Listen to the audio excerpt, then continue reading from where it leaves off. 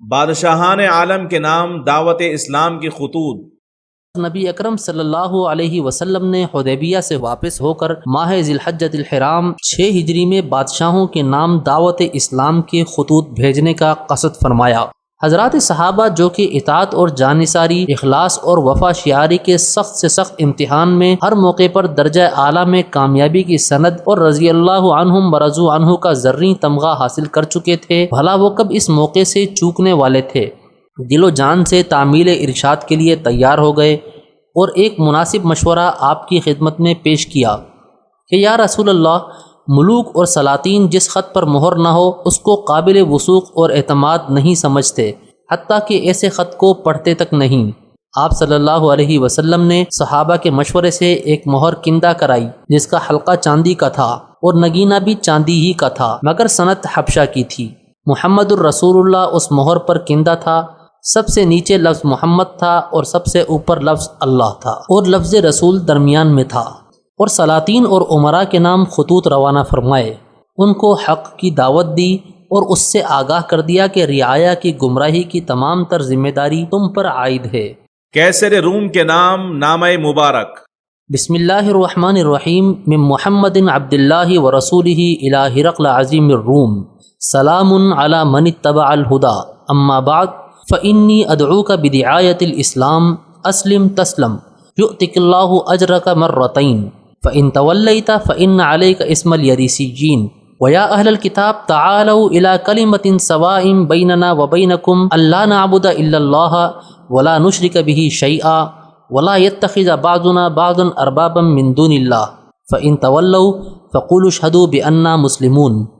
بسم اللہ الرحمن الرحیم، یہ خط ہے محمد اللہ کے بندے اور اس کے رسول کی طرف سے ہرقل کی جانب جو روم کا بڑا شخص ہے۔ سلام ہو اس پر جو ہدایت کا اتباع کرے۔ اما بعد میں تجھ کو دعوت دیتا ہوں اس کلمے کی جو اسلام کی طرف لانے والا ہے، یعنی کلمہ طیبہ کی۔ اسلام لے آ، سلامت رہے گا اور اللہ تعالیٰ دوہرا اجر عطا کرے گا، جیسا کہ اہل کتاب سے حق تعالیٰ کا وعدہ ہے، اولئک یؤتون اجرہم مرتین۔ بس اگر تو اسلام سے روگردانی کرے تو تمام رعایا کے اسلام نہ لانے کا گناہ تجھ پر ہوگا کہ تیری اتباع میں اسلام کی قبول سے باز رہے۔ اور اے اہل کتاب، آؤ ایک ایسی بات کی طرف جو ہمارے اور تمہارے درمیان میں مسلم ہے، وہ یہ کہ سوائے اللہ کے کسی چیز کی عبادت نہ کریں اور نہ اللہ کے ساتھ کسی چیز کو شریک گردانیں، اور اللہ کے سوا آپس میں ایک دوسرے کو اپنا رب اور معبود نہ بنائیں۔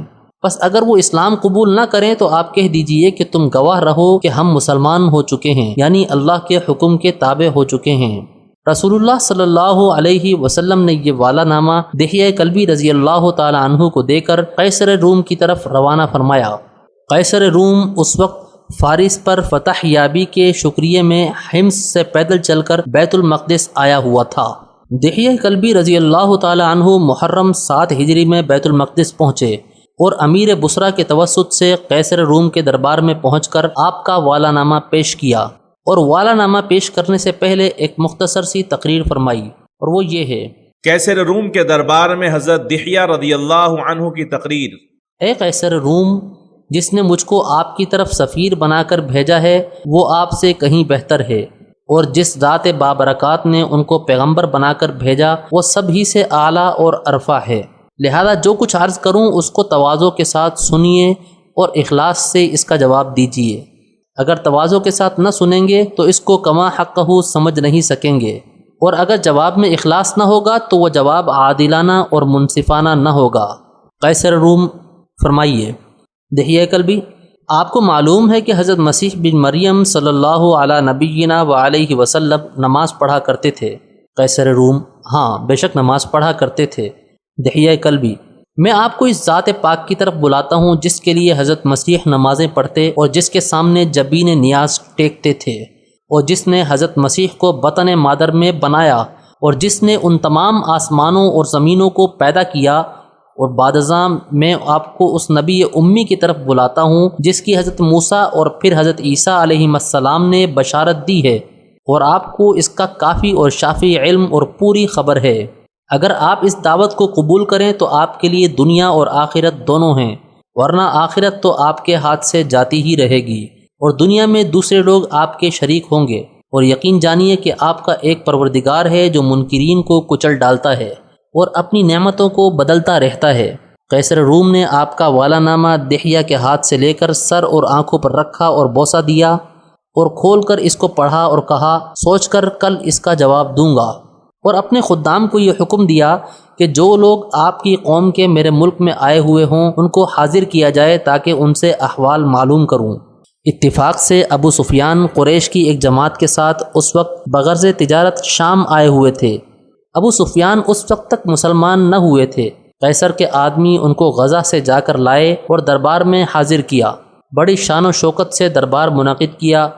عظمائے روم اور قسیسین اور رہبان سب حاضر تھے۔ جماعت عرب سے اول مخاطب ہو کر یہ دریافت کیا کہ تم میں سے اس مدعی نبوت کا سب سے زیادہ قریبی رشتہ دار کون شخص ہے؟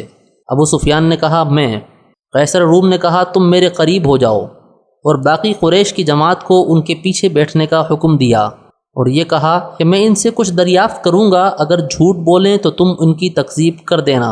ابو سفیان کہتے ہیں، اگر مجھ کو یہ اندیشہ نہ ہوتا کہ لوگ میری تکذیب کریں گے تو میں ضرور جھوٹ بولتا۔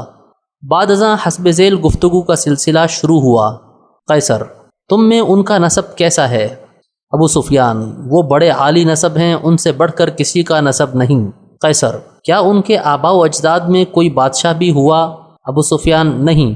قیصر، کیا تم لوگوں نے ان کے دعوی نبوت سے پہلے کبھی جھوٹ بولتے پایا ہے؟ ابو سفیان، نہیں۔ قیصر، ان کے پیرو کس قسم کے لوگ ہیں؟ عمرا اور دولت مند ہیں یا غربا اور کمزور؟ ابو سفیان، اکثر غربا اور ضعفا۔ قیصر، ان کے متبعین روز بروز بڑھتے جاتے ہیں یا گھٹتے جاتے ہیں؟ ابو سفیان، دن بدن زیادہ ہوتے جاتے ہیں۔ قیصر، کیا کوئی شخص ان کے دین میں داخل ہونے کے بعد ان کے دین سے بیزار اور متنفر ہو کر مرتد یعنی ان کے دین سے پھر بھی جاتا ہے؟ ابو سفیان، نہیں۔ قیصر، کیا وہ خلاف عہد بھی کرتے ہیں؟ ابو سفیان، کبھی نہیں، آج تک انہوں نے کبھی عہد شکنی نہیں کی، لیکن آج کل ہمارے اور ان کے مابین ایک مدت تک صلح ٹھہری ہے، نہ معلوم اس میں کیا کرتے ہیں۔ ابو سفیان کہتے ہیں کہ سوائے ایک بات کے مجھے کسی اور بات کے لگانے کا کہیں موقع نہیں ملا۔ ابن اسحاق کی روایت میں ہے، ابو سفیان کہتے ہیں کہ خدا کی قسم، قیصر نے میری اس بات کی طرف جو میں نے اپنی طرف سے ملائی ذرہ برابر بھی التفات نہیں کیا۔ قیصر، کبھی تم ان سے لڑے بھی ہو؟ ابو سفیان، ہاں۔ قیصر، لڑائی کیسی رہی؟ ابو سفیان، کبھی وہ غالب ہوئے اور کبھی ہم۔ قیصر، وہ تم کو کس چیز کا حکم دیتے ہیں؟ ابو سفیان، وہ یہ کہتے ہیں کہ ایک اللہ کی عبادت کرو، کسی کو اس کے ساتھ شریک نہ کرو، اور کفر اور شرک کے تمام مراسم جو تمہارے آباء و اجداد کرتے تھے ان سب کو یک لخت چھوڑ دو، اور نماز اور زکوٰۃ اور سچائی اور پاک دامنی اور صلہ رحمی کا حکم دیتے ہیں۔ قیصر ترجمان سے مخاطب ہو کر کہا، ان سے کہہ دو کہ میں نے اول تم سے ان کا نسب دریافت کیا، تم نے کہا کہ وہ نہایت اعلیٰ نسب اور شریف خاندان سے ہیں۔ بے شک انبیاء ایسے ہی خاندان سے بھیجے جاتے ہیں جو حسب نسب میں سب سے بالا ہو۔ پھر میں نے تم سے یہ دریافت کیا کہ ان کے خاندان میں کوئی بادشاہ بھی گزرا ہے؟ تم نے کہا، نہیں۔ اگر ان کے خاندان میں کوئی بادشاہ گزرا ہوتا تو میں یہ سمجھتا کہ یہ اس طریق سے اپنے باپ دادا کا گیا ہوا ملک حاصل کرنا چاہتے ہیں۔ میں نے دریافت کیا کہ تم نے ان کو جھوٹا تو نہیں پایا؟ تم نے کہا، نہیں، جس سے میں یہ سمجھا کہ یہ کیسے ممکن ہے کہ ایک شخص بندوں پر تو جھوٹ نہ باندھے اور معاذ اللہ پر جھوٹ باندھے۔ میں نے تم سے یہ دریافت کیا کہ کیسے لوگوں نے ان کا اتباع کیا؟ تم نے کہا کہ ضعفاء اور غرباء نے۔ بے شک حضرات انبیاء کی اتباع اور پیروی کرنے والے اکثر ضعفاء اور غرباء ہی ہوتے ہیں۔ میں نے تم سے دریافت کیا کہ ان کے پیرو بڑھتے جاتے ہیں یا گھٹتے جاتے ہیں؟ تم نے کہا، بڑھتے جاتے ہیں۔ بے شک ایمان کا یہی حال ہے، اس کے پیرو روز بروز بڑھتے ہی رہتے ہیں یہاں تک کہ وہ حد کمال کو پہنچ جائے۔ میں نے تم سے دریافت کیا کہ ان کے دین میں داخل ہونے کے بعد کوئی شخص ان کے دین سے ناراض اور بیزار ہو کر مرتد بھی ہو جاتا ہے؟ تم نے کہا، نہیں۔ بے شک ایمان کا یہی حال ہے کہ جب اس کی شیرینی اور حلاوت اور اس کی فرحت و مسرت دلوں میں سما جائے تو پھر کسی طرح نہیں نکلتی۔ میں نے تم سے دریافت کیا کہ کیا وہ بدعہدی کرتے ہیں؟ تم نے کہا، نہیں۔ بے شک پیغمبروں کی یہی شان ہوتی ہے، وہ کبھی بدعہدی نہیں کرتے۔ میں نے تم سے لڑائی کے متعلق دریافت کیا، تم نے کہا، کبھی وہ غالب اور کبھی ہم غالب۔ بے شک انبیاء کے ساتھ ابتداءً اللہ تعالیٰ کا یہی معاملہ ہوتا ہے، کبھی غالب ہوتے ہیں اور کبھی مغلوب، تاکہ ان کے متبعین کے صدق اور اخلاص کا امتحان ہوتا رہے، لیکن انجام کار غلبہ اور فتح انہی کو ہوتا ہے۔ میں نے تم سے دریافت کیا وہ تم کو کن چیزوں کا حکم دیتے ہیں؟ تم نے کہا اللہ عز و جل کی عبادت کا حکم دیتے ہیں، شرک اور بت پرستی سے منع کرتے ہیں، نماز اور زکوٰۃ اور سچائی وغیرہ کا حکم دیتے ہیں۔ اگر یہ تمام چیزیں جو تم نے بیان کی ہیں صحیح ہیں تو وہ بلا شبہ نبی ہیں، اور وہ عنقریب اس جگہ کا مالک ہوگا جہاں میرے یہ دونوں قدم ہیں۔ مجھ کو معلوم تھا کہ یہ نبی ظاہر ہونے والے ہیں، لیکن یہ گمان نہ تھا کہ تم میں سے ظاہر ہوں گے۔ مجھے ان کے ملنے کی بڑی تمنا ہے، اگر میں آپ کی خدمت میں پہنچ جاؤں تو آپ کے قدم دھلایا کروں۔ بعد ازاں آپ صلی اللہ علیہ وسلم کا والا نامہ تمام مجمع کو پڑھ کر سنایا گیا۔ خط کا سنانا تھا کہ ایک شور برپا ہو گیا اور ہر طرف سے آوازیں بلند ہونے لگیں۔ ابو سفیان کہتے ہیں کہ اس وقت ہم سب کو باہر نکال دیا گیا۔ باہر آنے کے بعد میں نے کہا کہ تعجب کی بات ہے کہ آپ صلی اللہ علیہ وسلم سے روم کا بادشاہ بھی ڈرتا ہے۔ اسی روز مجھ کو یقین کامل ہو گیا کہ آپ کا دین ضرور غالب ہو کر رہے گا، یہاں تک کہ اللہ تعالیٰ نے مجھ کو اسلام کی توفیق دی۔ امام زہری فرماتے ہیں کہ عبد الملک بن مروان کے زمانے میں ابن الناطور نصارہ کے ایک بڑے عالم نے مجھ سے بیان کیا کہ جو قیصر کے اس دربار میں شریک تھا کہ قیصر نے اس دربار کے بعد روما کے ایک بڑے عالم کو جس کا نام زغاتر رومی تھا آپ کے بارے میں خط لکھا۔ یہ شخص آسمانی کتابوں سے بخوبی واقف تھا۔ خط لکھوانے کے بعد بیت المقدس سے حمص کی جانب روانہ ہوا۔ بادشاہ حمص میں تھا کہ اس کا جواب آیا کہ یہ وہی نبی ہیں جن کا ہم کو انتظار ہے اور جن کی عیسیٰ علیہ السلام نے بشارت دی ہے۔ میں نے ان کی تصدیق کی اور میں ان کا اتباع کروں گا، ان کے نبی ہونے میں کوئی شک نہیں۔ تم ضرور ان کی تصدیق کرو اور ان کا اتباع قبول کرو۔ بادشاہ نے ایک عظیم الشان دربار منعقد کیا اور تمام بطارقۂ روم کو جمع کیا اور تمام دروازے بند کرا دیے، اور خود ایک جھروکے اور بالا خانے میں بیٹھا اور وہاں سے تمام درباریوں کو مخاطب کر کے یہ کہا، اے گروہ روم، میں نے تم کو ایک عظیم الشان خیر کے لیے جمع کیا ہے، وہ یہ کہ میرے پاس اس شخص کا ایک خط آیا ہے جس میں اس نے مجھے اپنے دین کی دعوت دی ہے، اور البتہ تحقیق خدا کی قسم یہ وہی نبی ہیں جن کے ہم منتظر ہیں اور جن کو اپنی کتابوں میں پاتے ہیں۔ بس آؤ اور دوڑو، ہم سب مل کر ان کا اتباع اور ان کی تصدیق کریں تاکہ ہماری دنیا اور آخرت دونوں سلامت رہیں۔ یہ سنتے ہی تمام بطارقہ روم چلا اٹھے اور نکلنے کی غرض سے اٹھ کر بھاگے۔ دیکھا کہ دروازے بند ہیں۔ بادشاہ نے حکم دیا کہ واپس بلاؤ۔ واپس بلا کر یہ کہا، میں تم کو آزمانا چاہتا تھا۔ تمہاری دینی شدت اور مضبوطی اور مذہبی پختگی دیکھ کر مجھ کو مسرت ہوئی۔ یہ سن کر سب خوش ہو گئے اور بادشاہ کے سامنے سجدے میں گر پڑے۔ بعد ازاں قیصر نے دحیہ کلبی رضی اللہ تعالیٰ عنہ کو تنہائی میں بلا کر یہ کہا، خدا کی قسم میں خوب جانتا ہوں کہ محمد نبی مرسل ہیں۔ مجھ کو اندیشہ ہے کہ روم کے لوگ مجھ کو قتل نہ کر ڈالیں۔ اگر مجھ کو یہ اندیشہ نہ ہوتا تو میں ضرور ان کا اتباع کرتا۔ تم زغاتر روم کے اسقف اعظم کے پاس جاؤ، وہ بہت بڑا عالم ہے، مجھ سے زیادہ علم رکھتا ہے، نیز رومیوں میں اس کی عظمت و وقت مجھ سے بہت زائد ہے۔ تم اس کے پاس جاؤ اور اپنے پیغمبر کا حال بیان کرو۔ دحیہ کلبی رضی اللہ تعالی عنہ زغاتر کے پاس پہنچے اور آپ کا تمام حال بیان کیا۔ زغاتر نے کہا، خدا کی قسم وہ نبی مرسل ہیں، ہم ان کی شان اور صفت آسمانی کتابوں میں لکھی ہوئی پاتے ہیں۔ یہ کہہ کر ایک حجرے میں گیا اور سیاہ کپڑے جو پہلے سے پہنے ہوئے تھا ان کو اتار کر سفید کپڑے بدلے اور عصا لے کر کنیسہ میں آیا اور سب کو مخاطب کر کے کہا، اے گروہ روم، احمد مجتبیٰ کے پاس سے ایک خط آیا ہے جس میں ہم کو اللہ عز و جل کی طرف بلایا۔ میں تو گواہی دیتا ہوں کہ اللہ کے سوا کوئی معبود نہیں اور احمد مجتبیٰ اللہ کے بندے اور اس کے رسول ہیں۔ یہ سنتے ہی تمام لوگ اس پر ٹوٹ پڑے، یہاں تک کہ اسے مار کر چھوڑا۔ دحیہ رضی اللہ تعالی عنہ نے لوٹ کر یہ تمام حال قیصر سے بیان کیا۔ قیصر نے کہا، مجھ کو بھی یہی خوف ہے کہ لوگ میرے ساتھ بھی ایسا ہی معاملہ کریں گے۔ قیصر روم نے نہایت عزت و احترام کے ساتھ آپ صلی اللہ علیہ وسلم کے والا نامے کو سونے کے قلمدان میں رکھا۔ امیر سیف الدین منصوری فرماتے ہیں کہ مجھ کو ایک مرتبہ شاہ منصور نے کچھ ہدایات دے کر شاہ مغرب کے پاس بھیجا۔ شاہ مغرب نے ایک سفارش کی غرض سے مجھ کو شاہ فرنج کے پاس روانہ کیا جو قیصر روم کی اولاد میں سے تھا۔ جب میں نے شاہ فرنج کے پاس سے واپسی کا ارادہ کیا تو ٹھہرنے کی بابت اصرار کیا اور یہ کہا، اگر آپ ٹھہر جائیں تو ایک عظیم الشان اور نادر چیز دکھلاؤں گا۔ میں ٹھہر گیا اور ایک صندوق منگایا، اس پر سونے کے پتھر جڑے ہوئے تھے۔ اس میں سے ایک سونے کا قلمدان نکالا اور اس کو کھولا تو اس میں سے ایک خط نکلا جو حریر میں لپٹا ہوا تھا۔ اکثر حروف اس خط کے اڑ چکے تھے۔ بادشاہ نے کہا یہ آپ کے پیغمبر کا خط ہمارے دادا قیصر کے نام جو وراثتاً ہم تک پہنچا ہے، اور ہمارے دادا نے یہ وصیت کی تھی کہ جب تک یہ والا نامہ تمہارے پاس محفوظ رہے گا اس وقت تک سلطنت باقی رہے گی، لہذا اپنی سلطنت کی وجہ سے ہم اس خط کی بے حد حفاظت اور تعظیم و تکریم کرتے اور نصارہ سے پوشیدہ رکھتے ہیں۔ خسرو پرویز کسرا شاہ ایران کے نام نامہ مبارک۔ بسم اللہ الرحمن الرحیم۔ من محمد الرسول اللہ الا کسرا عظیم فارس، سلام علی من اتبع الہدا وآمن باللہ ورسولہ وشہد ان لا الہ الا اللہ وحدہ لا شریک لہ وان محمدا عبدہ ورسولہ، ادعوک بدعایت اللہ عز وجل فانی انا رسول اللہ الی الناس کلہم لانذر من کان حیا ویحق القول علی الکافرین، اسلم تسلم فإن تولیت فعلیک اسم المجوس۔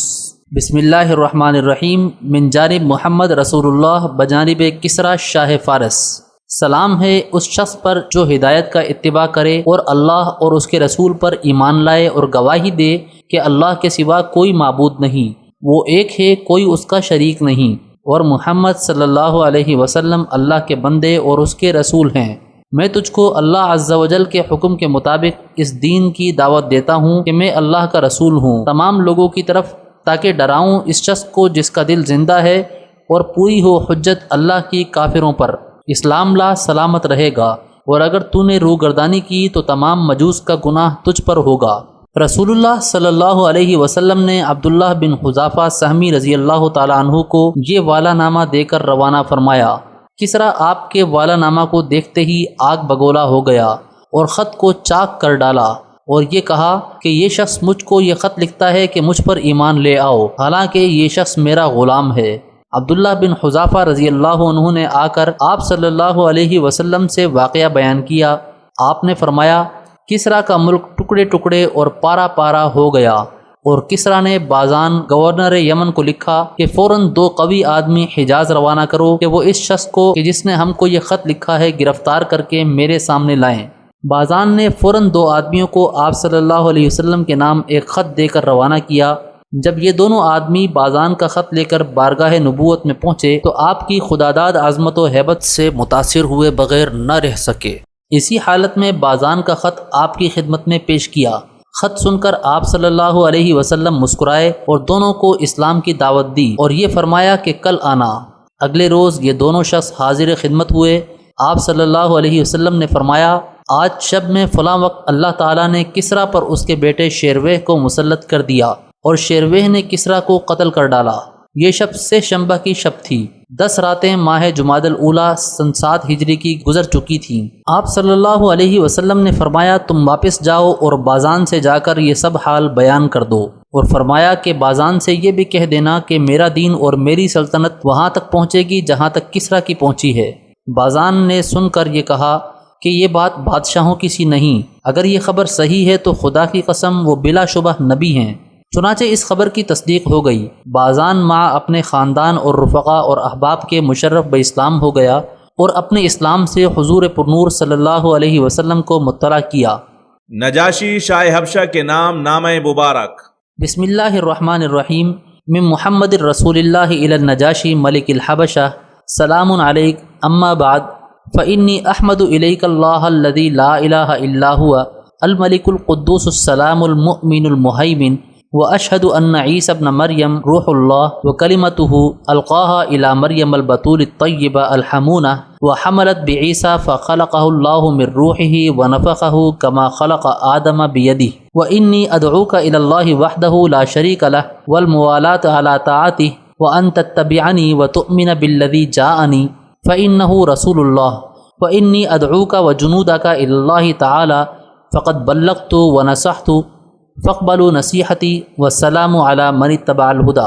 بسم اللہ الرحمن الرحیم۔ محمد اللہ کے رسول کی جانب سے نجاشی شاہ حبشہ کی طرف، سلام ہو تجھ پر، اما بعد میں حمد و ثنا کرتا ہوں اس خدا کی جس کے سوا کوئی معبود نہیں، وہی حقیقی بادشاہ ہے، تمام عیبوں سے پاک ہے، امن دینے والا اور سب کا نگہبان۔ میں گواہی دیتا ہوں کہ عیسیٰ مریم کے بیٹے اللہ کی خاص روح اور اس کا کلمہ ہیں، جس کو اللہ تعالیٰ نے مریم پاک کی طرف القاء کیا، بس حاملہ ہوئیں عیسیٰ علیہ السلام سے۔ اللہ تعالیٰ نے ان کو اپنی خاص روح اور پھونک سے پیدا کیا، جیسے آدم علیہ السلام کو اپنے بے چون و چگون ہاتھ سے بلا ماں باپ کے پیدا کیا۔ میں تجھ کو اللہ کی طرف بلاتا ہوں جو ایک ہے، اس کا کوئی شریک نہیں، اور اس کی اطاعت اور فرما برداری کی محبت کی طرف اور اپنے اتباع کی طرف، اور اس بات کی طرف کہ جو اللہ کی طرف سے میرے پاس آئی ہے یعنی قرآن، اس پر ایمان لا۔ تحقیق میں اللہ کا رسول ہوں، میں تجھ کو اور تیرے تمام لشکروں کو اللہ کی طرف بلاتا ہوں۔ میں اللہ کا پیام پہنچا چکا اور نصیحت کی، بس میری نصیحت کو قبول کرو اور سلامتی ہو اس پر جو ہدایت کا اتباع کرے۔ عمر بن امیہ ضمری رضی اللہ تعالیٰ عنہ کو یہ خط دے کر روانہ فرمایا۔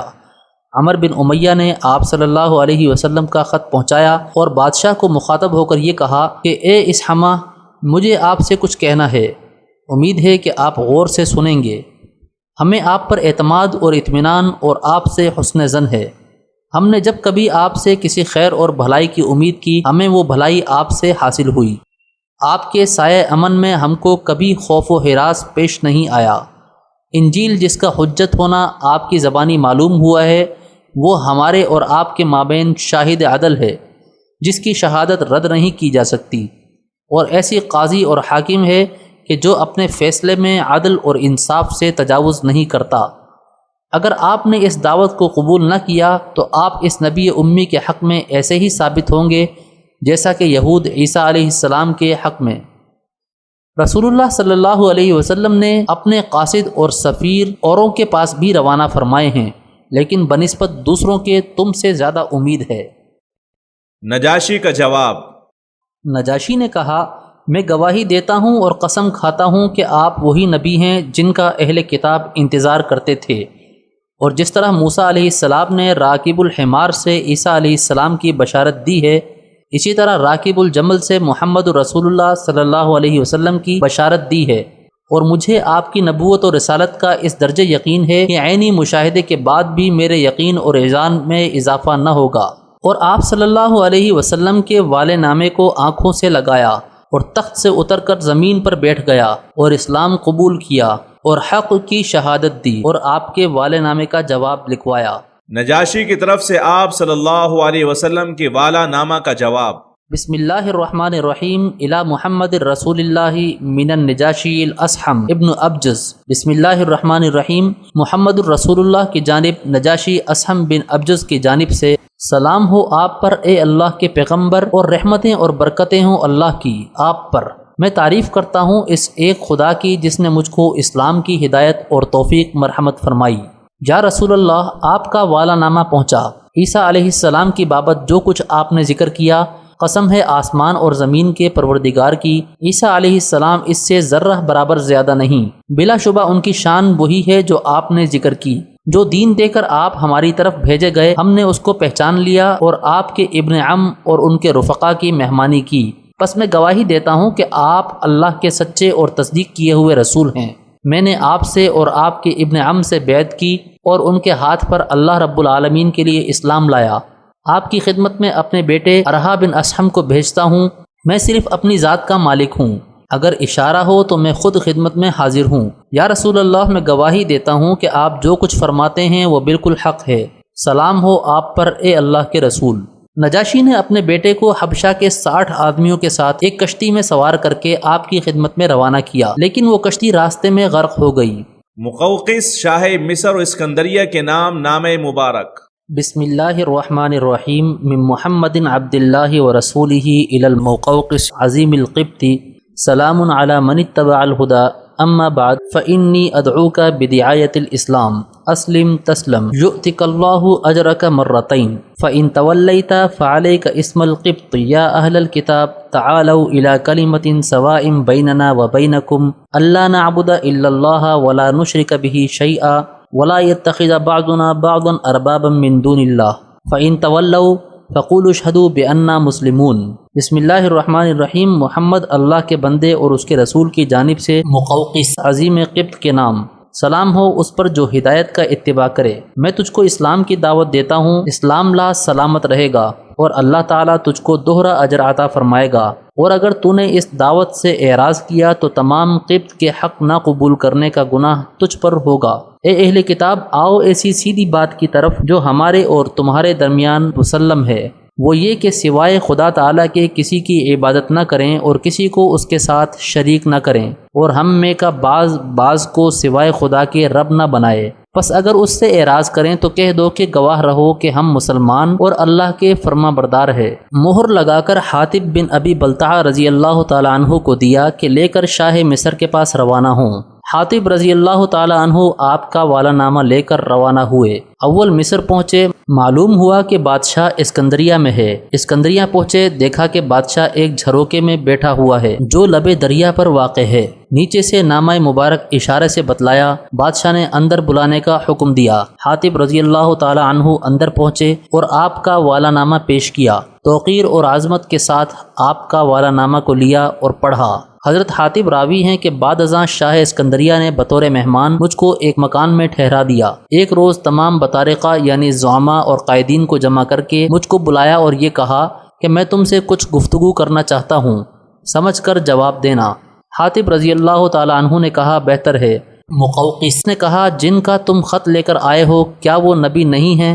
حاطب رضی اللہ عنہ نے کہا کیوں نہیں، وہ تو اللہ کے رسول ہیں۔ مقوقس نے کہا اگر وہ واقعی اللہ کے رسول ہیں تو جس وقت ان کی قوم نے ان کو مکہ سے نکالا تو اس وقت ان کے حق میں بد دعا کیوں نہ کی کہ وہ ہلاک ہو جاتے؟ حاطب رضی اللہ تعالیٰ عنہ نے کہا کیا تم اس کی گواہی نہیں دیتے کہ حضرت عیسیٰ بن مریم اللہ کے رسول تھے؟ مقوقس نے کہا بے شک وہ اللہ کے رسول تھے۔ حاطب رضی اللہ عنہ نے کہا جب وہ اللہ کے رسول تھے تو جس وقت ان کے دشمنوں نے ان کو سولی دینے کا ارادہ کیا تو حضرت مسیح نے اس وقت ان کے حق میں کیوں بد دعا نہیں کی کہ اللہ عز و جل ان کو ہلاک کر دیتا، یہاں تک کہ اللہ تعالیٰ نے حضرت عیسیٰ کو اپنی طرف اٹھا لیا؟ مقوقس نے کہا بے شک تو حکیم ہے اور حکیم کے پاس آیا ہے۔ مقوقس شاہ مصر کی طرف سے والا نامہ کا جواب۔ بسم اللہ الرحمن الرحیم۔ لمحمد ابن عبد اللہ من المقوقس عظیم القبط، سلام علیک، اما بعد فقد قرأت كتابك وفهمت ما ذكرت فيه وما تدعو إليه، وقد علمت أن نبيا قد بقي وكنت أظن أن يخرج من الشام، وقد أكرمت رسولك وبعثت إليك بجاريتين لهما من القبط مكان عظيم وكسوة، وأهديت إليك بغلة لتركبها والسلام۔ بسم اللہ الرحمن الرحیم۔ یہ خط محمد بن عبداللہ کے نام مقوقس سردار قبط کی جانب سے، سلام ہو آپ پر۔ اما بعد میں نے آپ کا خط پڑھا اور سمجھا اور اس کے مضمون کو اور اس چیز کو جس کی طرف آپ نے دعوت دی ہے سمجھا۔ میں یقین جانتا ہوں کہ ایک نبی باقی رہ گیا ہے۔ میرا گمان یہ تھا کہ شاید اس کا خروج شام سے ہو۔ میں نے آپ کے قاصد کا اکرام اور احترام کیا، 2 باندیے اور کچھ کپڑے اور خچر ہدیہ آپ کی خدمت میں بھیجتا ہوں، والسلام۔ ایک جاریہ کا نام ماریہ قبطیہ تھا، یہ آپ صلی اللہ علیہ وسلم کے حرم میں داخل ہوئیں۔ آپ کے صاحبزادے حضرت ابراہیم انہی کے بطن سے پیدا ہوئے۔ دوسرے کا نام سیرین تھا جو حسان بن ثابت کو عطا ہوئیں، اور خچر کا نام دلدل تھا۔ مقوقس نے آپ کے قاصد کا اکرام و احترام کیا اور آپ کے والا نامہ کی نہایت توقیر و تعظیم کی، اور اقرار کیا کہ بے شک آپ ہی وہی نبی ہیں جن کی انبیاء سابقین نے بشارت دی ہے، لیکن ایمان نہیں لایا، نصرانیت پر قائم رہا۔ بعد ازاں مصر حضرت عمر رضی اللہ عنہ کے عہد خلافت میں مسلمانوں نے فتح کیا۔ منذر بن ساوا شاہ بحرین کے نام نامہ مبارک۔ علا بن حضرمی رضی اللہ تعالیٰ عنہ کو منذر بن ساوا کی طرف دعوت اسلام کا خط دے کر روانہ فرمایا۔ علا بن حضرمی رضی اللہ تعالیٰ عنہ فرماتے ہیں کہ میں جب آپ کا والا نامہ لے کر منذر کے پاس پہنچا تو میں نے اس سے یہ کہا اے منذر، دنیا میں تو بڑا عاقل اور ہوشیار ہے، آخرت کے بارے میں نادان اور ذلیل نہ بن۔ یہ مجوسیت، آتش پرستی بدترین مذہب ہے، نہ اس میں عرب کا سا شرف اور کرم ہے اور نہ اہل کتاب کا سا علم۔ اس مذہب والے ان چیزوں کو کھاتے ہیں جن کے کھانے سے سلیم طبیعتیں نفرت کرتی ہیں، دنیا میں اس آگ کی پرستش کرتے ہیں جو قیامت کے دن ان کو کھائے گی۔ اے منذر، تو بے عقل اور نادان نہیں، تو خوب سوچ لے اور غور کر لے۔ جو ذات کبھی جھوٹ نہیں بولتی اس کی تصدیق کرنے اور اس کو صادق اور راست باز سمجھنے میں تجھ کو کیا تأمل ہے، اور جو ذات کبھی خیانت نہیں کرتی اس کے امین سمجھنے میں، اور جو ذات کے اس کی بات میں کبھی خلاف نہیں ہوتا اس پر وثوق اور اعتماد کرنے میں تجھ کو کیا تردد ہے۔ اگر آپ کی ذات بابرکات ایسی ہی ہے اور یقیناً ایسی ہے تو سمجھ لے کہ بلا شبہ اللہ کے نبی اور اس کے رسول ہیں، اور ایسے رسول ہیں کہ جس چیز کے کرنے کا آپ نے حکم دیا اس کے متعلق کوئی ذی عقل یہ ہرگز نہیں کہہ سکتا کہ کاش آپ اس چیز کے کرنے کا حکم دیتے، یا جس چیز کو جس حد تک آپ نے معاف فرمایا اس سے زائد معاف فرماتے، یا جس چیز کی آپ نے جو سزا تجویز فرمائی اس میں کوئی تخفیف یا کمی فرماتے، اس لیے کہ آپ صلی اللہ علیہ وسلم کا ہر امر اور ہر نہی اور آپ کا ہر ارشاد اہل عقل اور اہل نظر کی انتہائی تمنا اور آرزو کے مطابق ہے۔ منذر بن ساوا کا جواب: منذر نے کہا، میں جس دین پر ہوں میں نے اس میں غور کیا تو اس کو فقط دنیا کے لیے پایا، آخرت کے لیے نہیں، اور تمہارے دین میں نظر اور فکر کی تو اس کو دنیا اور آخرت دونوں کے لیے پایا۔ پس مجھ کو اس دین کے قبول کرنے سے کیا شے مانے ہے کہ جس کے قبول کرنے سے زندگی کی تمنائیں اور موت کی راحت حاصل ہوتی ہو۔ اب تک میں اس شخص پر تعجب کرتا تھا جو اس دین یعنی اسلام کو قبول کرے، اور اب اس پر تعجب کرتا ہوں کہ جو اس دین برحق کو رد کرے۔ منذر بن ساوا کی طرف سے رسول اللہ صلی اللہ علیہ وسلم کے والا نامہ کا جواب: منذر مشرف بہ اسلام ہوا اور آپ کے والا نامہ کا یہ جواب لکھوایا: اے اللہ کے رسول، میں نے آپ کا والا نامہ اہل بحرین کو سنا دیا۔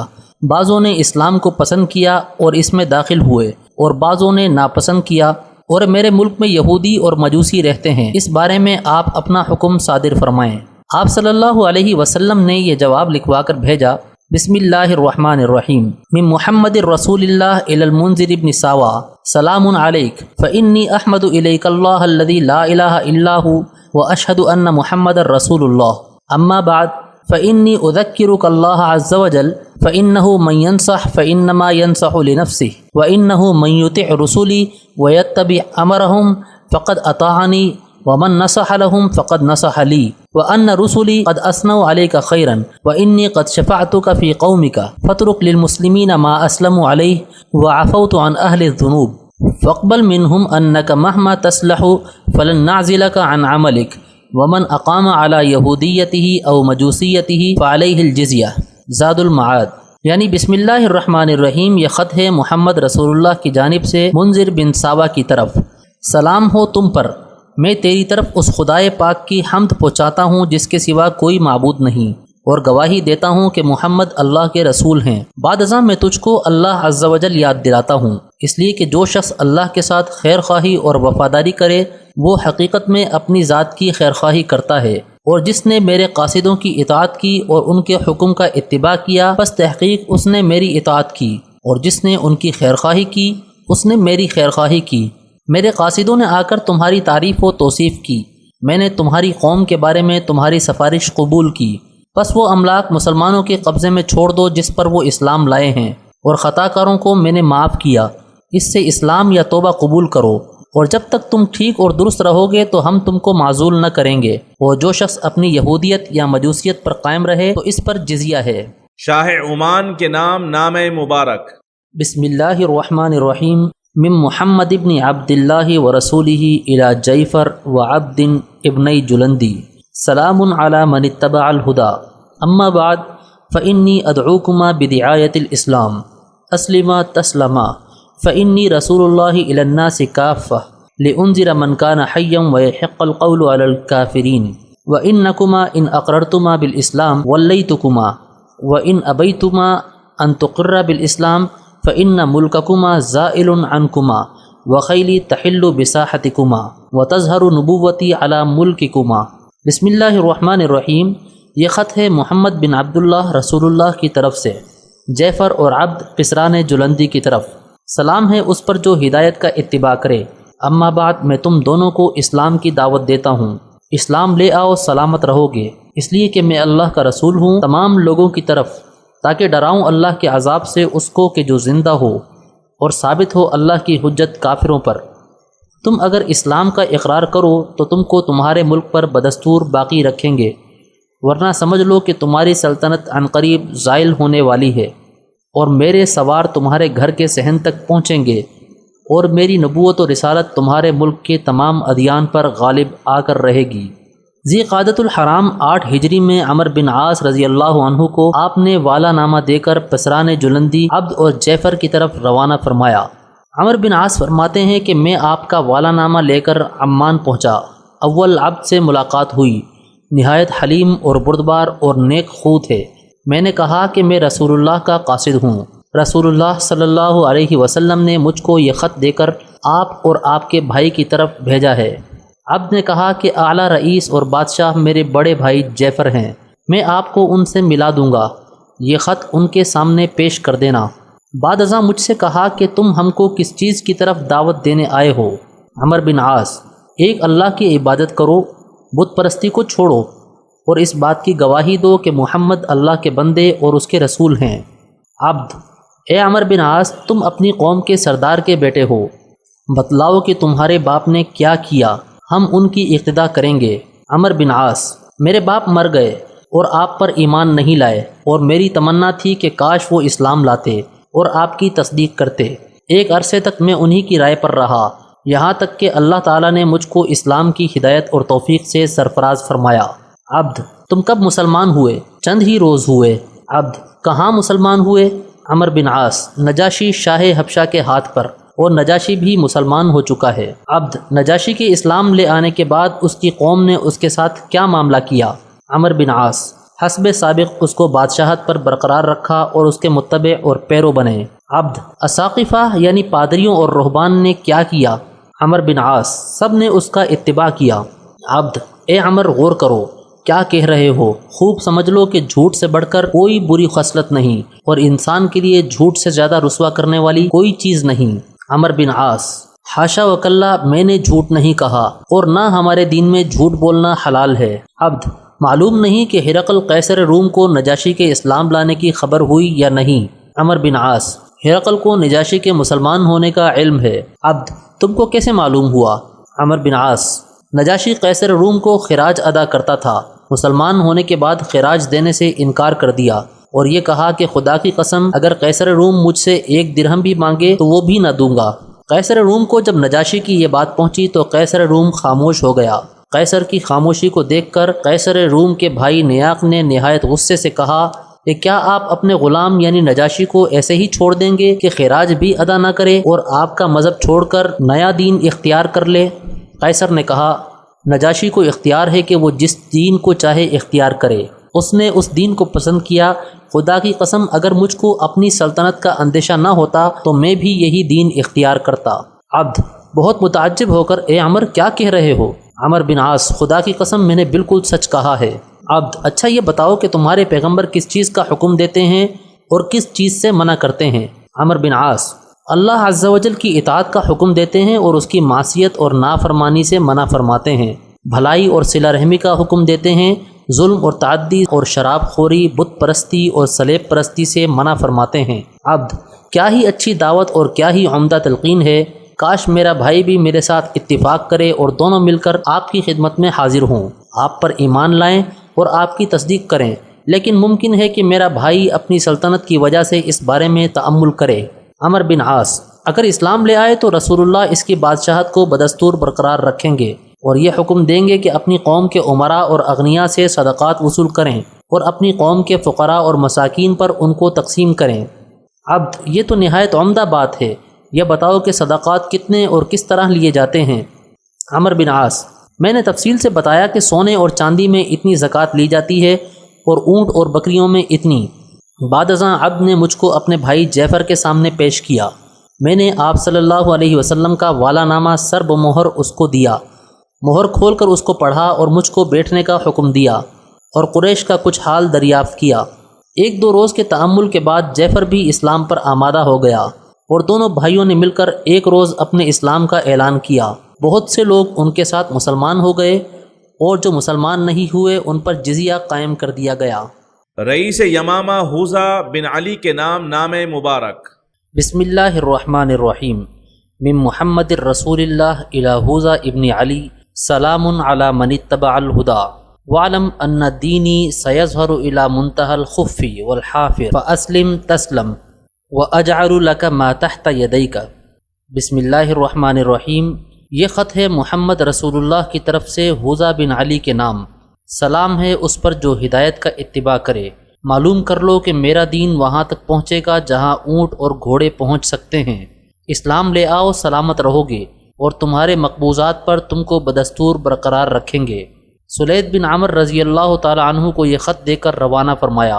حوزہ نے آپ کا والا نامہ پڑھا اور حضرت سلید کے ساتھ نہایت عزت و احترام والا سلوک کیا۔ سلید رضی اللہ تعالی عنہ نے حوزہ سے مخاطب ہو کر کہا، اے حوزہ، تجھ کو پرانی اور بوسیدہ ہڈیوں نے سردار بنا دیا ہے، اور حقیقت میں سردار وہ ہے کہ جو ایمان سے متمتع ہو اور تقوی کا توشہ لے۔ میں تجھ کو ایک بہترین شے کا حکم کرتا ہوں اور ایک بدترین شے سے تجھ کو منع کرتا ہوں۔ اللہ تعالیٰ کی عبادت کا حکم کرتا ہوں اور شیطان کی عبادت سے منع کرتا ہوں۔ اگر تو اس کو قبول کرے تو تیری تمام امیدیں برآئیں گی اور خوف سے مامون ہوگا، اور اگر انکار کرتا ہے تو قیامت کا ہولناک منظر ہمارے اور تیرے درمیان سے اس پردے کو اٹھا دے گا۔ حوزہ نے کہا، مجھے مہلت دیجیے کہ میں سوچ لوں، اور بعد ازاں آپ کا والا نامہ کا یہ جواب لکھوایا۔ جس چیز کی طرف آپ بلاتے ہیں وہ کیا ہی خوب اور بہتر ہے۔ عرب میرے دبدبہ اور مرتبہ سے ڈرتے ہیں، آپ مجھے کچھ اختیار دیجیے، میں آپ کا اتباع کروں گا۔ اور چلتے وقت حضرت سلیط رضی اللہ تعالی عنہ کو ہدیہ اور تحفہ دیا اور کچھ حجر کے بنے ہوئے کپڑے دیے۔ مدینہ پہنچ کر آپ صلی اللہ علیہ وسلم سے سارا واقعہ بیان کیا۔ آپ نے خط پڑھ کر فرمایا، خدا کی قسم اگر ایک بالش زمین بھی مانگے گا تو نہ دوں گا۔ وہ بھی ہلاک ہوا اور اس کا ملک بھی ہلاک ہوا۔ رسول اللہ صلی اللہ علیہ وسلم جب فتح مکہ سے واپس ہوئے تو جبریل امین نے آ کر آپ صلی اللہ علیہ وسلم کو حوزہ کے مرنے کی خبر دی۔ آپ نے صحابہ کو یہ خبر سنا کر فرمایا کہ یمامہ میں عنقریب ایک کذاب ظاہر ہوگا جو نبوت کا دعویٰ کرے گا اور میرے بعد قتل ہوگا۔ چنانچہ ایسا ہی ہوا۔ امیر دمشق حارث غسانی کے نام مبارک۔ بسم اللہ الرحمن الرحیم۔ من محمد رسول اللہ الی الحارث ابن ابی شمر، سلام علی من اتبع الهدى وآمن باللہ وصدق، فإنی ادعوک الی ان تؤمن باللہ وحدہ لا شریک لہ یبقى ملکک۔ بسم اللہ الرحمن الرحیم۔ محمد اللہ کے رسول کی طرف سے حارث بن ابی شمر کے نام، سلام ہو اس پر جو ہدایت کا اتباع کرے اور اللہ پر ایمان لائے اور اللہ کے احکام کی تصدیق کرے۔ بس میں تجھ کو دعوت دیتا ہوں اس بات کی کہ تو ایمان لائے اس ایک خدا پر جس کا کوئی شریک نہیں۔ اگر تو ایمان لے آیا تو تیری سلطنت باقی رہے گی۔ شجاع بن وہب اسدی رضی اللہ تعالیٰ عنہ یہ والا نامہ لے کر دمشق پہنچے۔ حارث غسانی اس وقت قیصر روم کے لیے سامان ضیافت مہیا کرنے میں مشغول تھا۔ قیصر اس زمانے میں فارس پر فتح یابی کے شکر میں حمص سے پاپیادہ چل کر بیت المقدس آیا ہوا تھا۔ انتظار میں کئی روز گزر گئے مگر حارث سے ملاقات نہیں ہوئی۔ میں نے حارث کے دربان سے ذکر کیا کہ میں رسول اللہ کا قاصد ہوں، بادشاہ سے ملنا چاہتا ہوں۔ دربان نے کہا کہ بادشاہ 1-2 روز میں برآمد ہوں گے، اس وقت ملاقات ہو سکے گی۔ دربان روم کا رہنے والا تھا، نام اس کا مری تھا۔ اس نے مجھ سے رسول اللہ صلی اللہ علیہ وسلم کے حالات دریافت کرنے شروع کیے۔ میں آپ صلی اللہ علیہ وسلم کے حالات بیان کرتا جاتا تھا اور وہ روتا جاتا تھا۔ آپ کے حالات سن کر یہ کہا، میں نے انجیل پڑھی ہے جس میں آپ صلی اللہ علیہ وسلم کے نام اور اوصاف پاتا ہوں۔ میں آپ پر ایمان لاتا ہوں اور آپ کی تصدیق کرتا ہوں، اور میرا نہایت اکرام اور احترام کیا اور نہایت اچھی مہمانی کی۔ ایک روز حارث برآمد ہوا، تاج پہن کر بیٹھا اور ان کو اندر آنے کی اجازت دی گئی۔ حضرت شجاع بن وہب رضی اللہ تعالی عنہ نے آپ صلی اللہ علیہ وسلم کا والا نامہ پیش کیا۔ حارث اس کو پڑھ کر برہم ہوا اور آپ صلی اللہ علیہ وسلم کے والا نامہ کو پھینک دیا اور غصہ ہو کر کہا کہ کون شخص ہے جو میرا ملک مجھ سے چھینے گا؟ میں ہی خود اس کی طرف جانے والا ہوں۔ اور گھوڑوں کی نعل بندی کا حکم دیا اور ایک خط اس مضمون کا قیصر روم کے نام روانہ کیا۔ قیصر روم کا جواب یہ آیا کہ اپنا ارادہ ملتوی کر دو۔ قیصر روم کا جواب آنے کے بعد حضرت شجاع کو بلایا اور دریافت کیا کہ واپسی کا کب ارادہ ہے؟ آپ نے فرمایا کہ کل ارادہ ہے۔ حارث نے آپ کو 100 مسقال سونا ہدیہ پیش کرنے کا حکم دیا، اور دربان نے بھی کچھ نذرانہ پیش کیا اور کہا کہ رسول اللہ صلی اللہ علیہ وسلم کو میرا سلام پہنچا دینا۔ میں واپس آیا اور تمام واقعہ بیان کیا۔ آپ صلی اللہ علیہ وسلم نے فرمایا اس کا ملک ہلاک ہوا۔ بعد ازاں میں نے مری کا سلام پہنچایا اور جو کچھ اس نے کہا تھا وہ بیان کیا۔ آپ صلی اللہ علیہ وسلم نے فرمایا سچ کہا۔